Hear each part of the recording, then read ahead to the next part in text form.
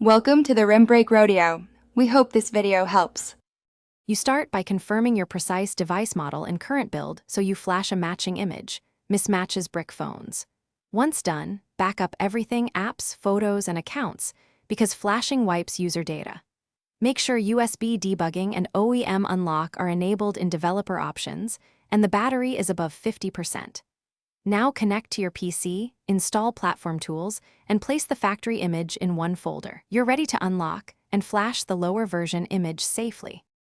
You now unlock and flash in the correct sequence because the bootloader radio and system must match. First, reboot to bootloader and run the fastboot unlock command. Approve the prompt on the device.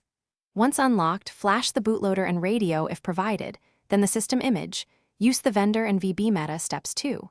If the package is split, flash boot, vendor, system images individually. Include the flags to disable DM Verity if flashing an older build. Make sure each fastboot command returns OK before proceeding. Finish by rebooting into the newly flashed system and watch the first boot sequence. Long boots are normal. Once the OS runs and you verify functionality, perform a factory reset to clear mismatched caches, then restore your backup data.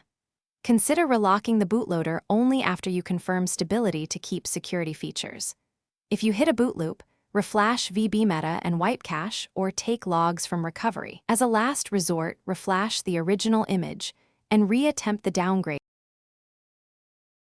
Thanks for watching. Consider subscribing if we helped you.